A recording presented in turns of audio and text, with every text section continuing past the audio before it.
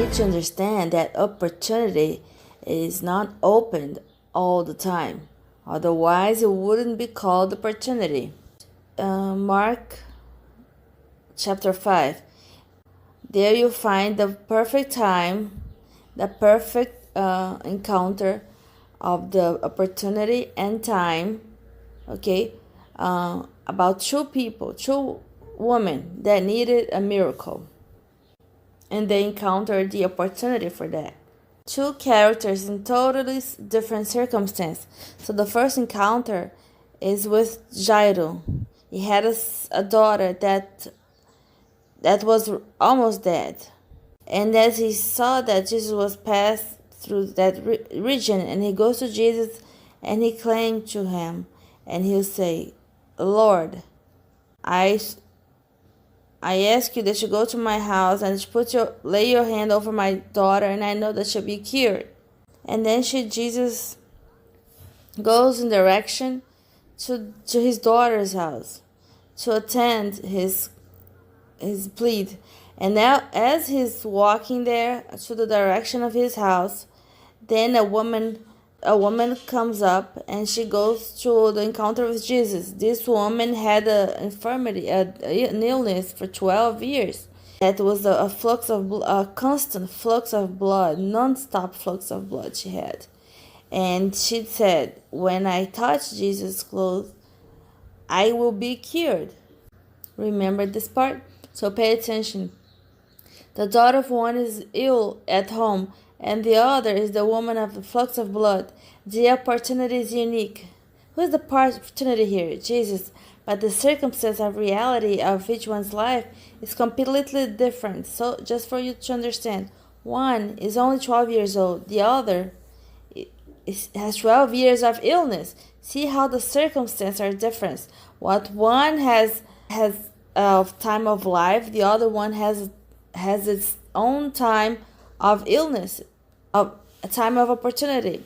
And Jair is the prince of the church, someone who has money, and the other is almost poor, that she wasted everything she had to cure herself. And where is the encounter of occasion and opportunity? In the passage of Jesus. Jair goes to the encounter, and the woman also goes to his encounter. She doesn't stay home, people. Hey, pay attention. She doesn't stay home and say, oh, if it's God's will, he'll come here and cure me.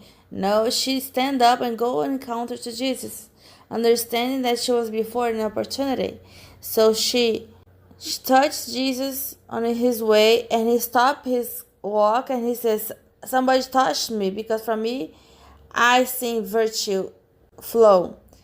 So her life changed at the moment she touched his clothes. Jesus wasn't going to the direction of her house. She was going in direction of Jairus' house. But she understood that the wind is in favor. It was favorable to her. She understood that before her was an opportunity, and she couldn't let it go. So Jesus cures her. Jesus cures her and tells her to go in peace. And because of that, the daughter of Jairo dies. And then the disciples tell Jesus, hey, you don't need to go to Jairo's house anymore because his daughter is dead already. But Jesus said, don't be afraid, only believe. He did not waste opportunity. He was there. But Jesus will guarantee that he'll receive what he wants to get. So the woman was cured, and the wife of Jairus. So to resume the story, the woman was cured, and the daughter of Jairus was cured as well. And he said, stand up, girl, and she stood up. So see the contrast of reality. It's true reality that are completely different from one another. And taking advantage of the same opportunity. Pay attention. The opportunity is not permanent. Pay really close attention. To discern the time opportunity, the circumstance is not something that limits you. It's something that impulses you to grab the opportunity. And this is what we're going to talk about. Leave your Bible open in chapter 16. Exodus 16. So pay attention Now pay attention in another example. The people are there in the desert after they left Egypt, and they're hungry. They want to get to Canaan.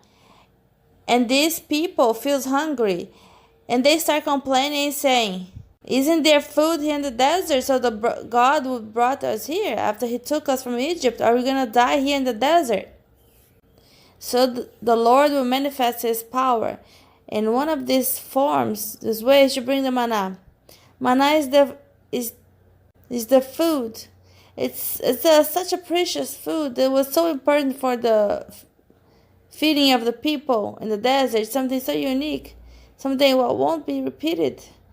And I use it as a time for you to take advantage of time opportunity.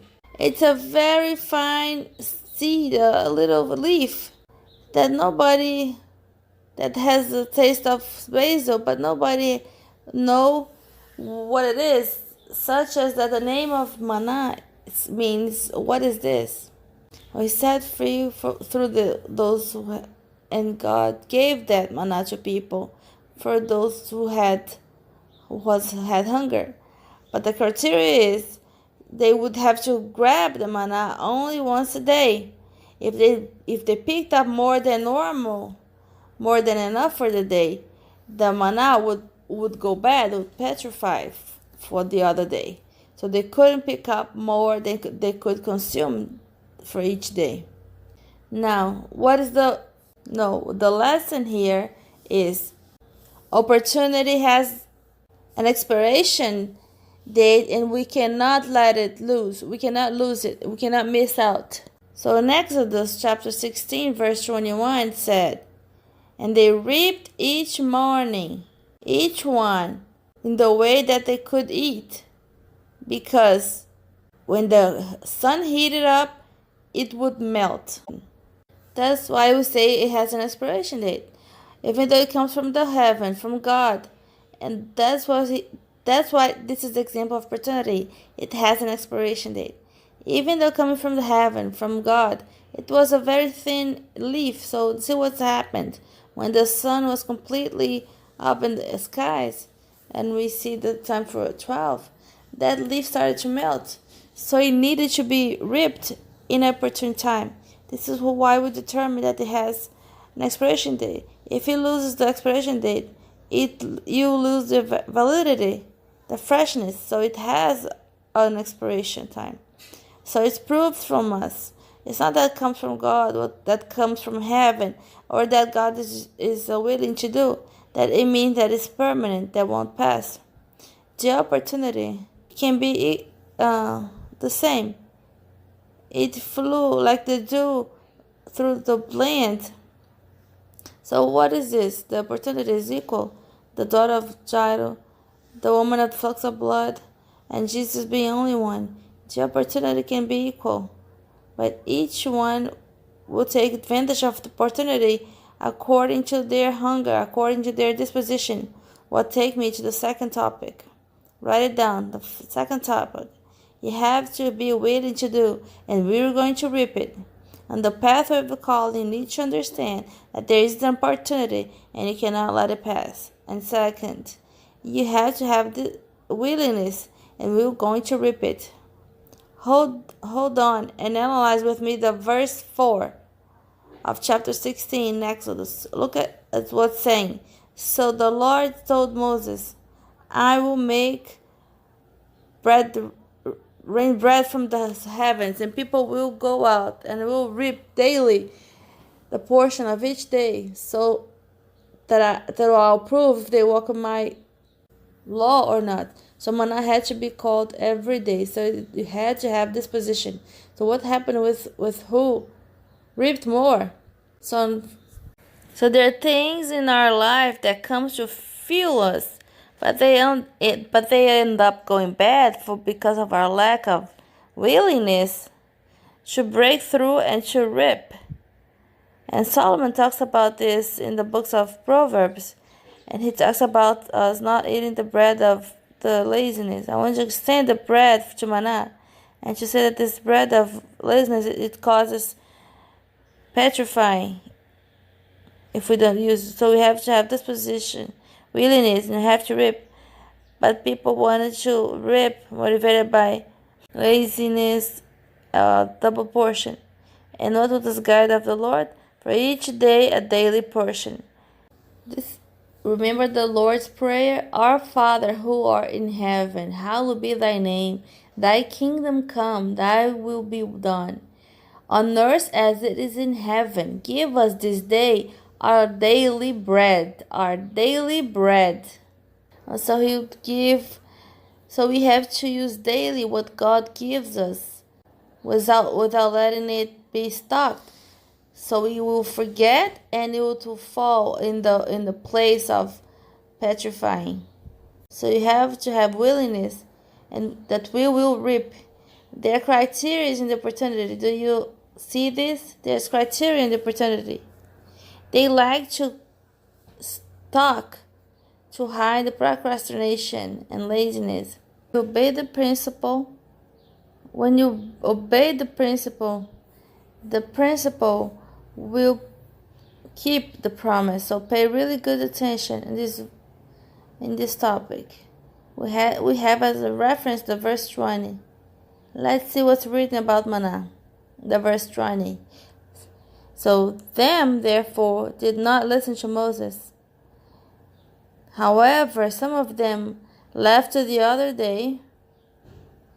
In other words, they reaped a few more on this day, on one day, to let for the other day. So what happened? It was rotten. If you neglect what I have done of new in your life in a little time, your tool will be obsolete. Do you understand? It's not only about having something new, but it's about optimizing, using what you already have. For example, when they reaped in obedience to the double portion on the Friday and returned to the Saturday being a holy day, it wouldn't rotten, because the principle here is obedience. It is as an old machine. As long as it has new oil, it will continue to functioning. What God proposed us in time of opportunity is that what He's going to do of new will not rotten what we had. On the contrary, it will optimize. What God have to do will give more meaning to what He have done, since we understand the time of opportunity. And this is not about what God has already done, but it's about what He's about to do now, to understand. So I really believe that you come to here, you came to opportune time of God for the investment of a ministry.